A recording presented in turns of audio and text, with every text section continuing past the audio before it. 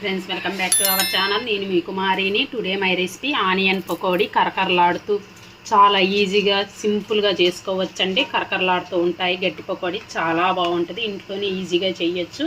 పిల్లలు పెద్దలు అందరూ తినచ్చు. ఇంటికి అనుకోకుండా గెస్టులు వచ్చినా కూడా అప్పటికప్పుడు చేసే రెసిపీ అండి. ఇప్పుడు మనం దీని తయారీ విధానం చూసేద్దామా ఫ్రెండ్స్.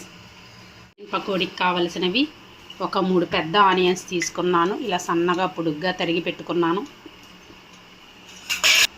ఇందులోకి కరివేపాకు, తురిమిన అల్లం అండ్ పచ్చిమిర్చి వేసుకుందాము. కొంచెం ధనియాలు తీసుకొని ఇలా క్రష్ చేద్దాము. మొత్తం వేసుకోండి. 1/2 స్పూన్ జీలకర్ర, ఒక 1/2 స్పూన్ పసుపు,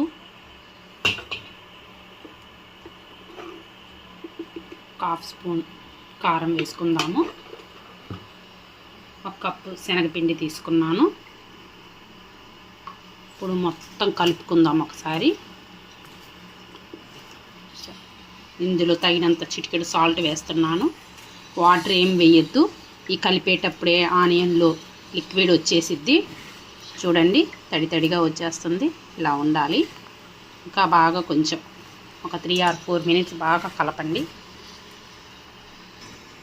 చూడండి, బాగా తడి తడిగా వచ్చేసింది. మీకు మరీ గట్టిగా అనిపిస్తే ఒక చిటికెడు వాటర్ వేసుకోండి.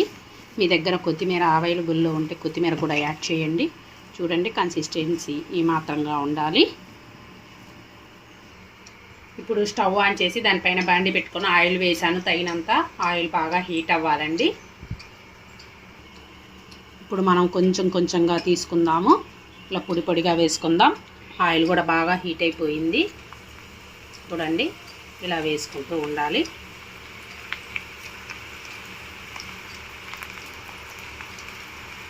అలా బాగా బబుల్స్ లాగా వచ్చినప్పుడు దాన్ని కదపబాకండి.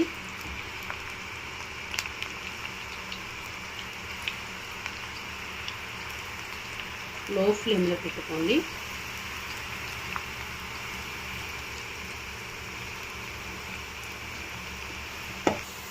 చూడండి, కలర్ చేంజ్ అవుతుంది. బబుల్స్ కూడా పోయాయి. దీన్ని ఒకసారి ఆన్ చేసుకుందాము. ఇలా పైకి తిప్పుదాము. గట్టి పకోడీకి చాలా బాగుంటుందండి. టేస్ట్ కూడా ఇలా టర్న్ చేయండి. పచ్చిగా ఉంటుంది కదా, టర్న్ చేయకపోతే. చూడండి, బాగా ఫ్రై అయిపోయినాయి. ఇప్పుడు మనం ఒక స్ట్రైనర్లో తీసుకుందాము. తీసుకొని ఒక ప్లేట్ పైన పేపర్ వేసుకొని పేపర్లో వేసుకుందాము.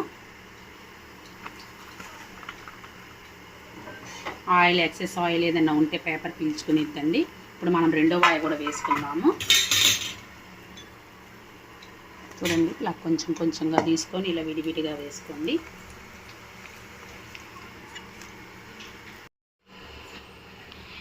రెండో వాయి కూడా అయిపోయిందండి. మిగతావి కూడా అలాగే చేసుకోవాలి.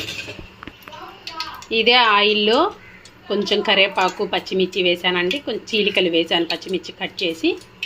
దీనిపైన ఇలా వేసుకుందాము. వేడి వేడిగా ఆనియన్ పకోడీ రెడీ అయిపోయిందండి. పిల్లలకి ఈవినింగ్ స్నాక్స్ టైంలో అప్పటికప్పుడు ఇంటికి ఎవరైనా అనుకోకుండా గెస్ట్లు వచ్చినప్పుడు కూడా చాలా ఈజీగా అప్పటికప్పుడు చేసేయచ్చు. చాలా అంటే చాలా బాగుంటాయండి. కరకరలాడుతూ ఉంటాయి.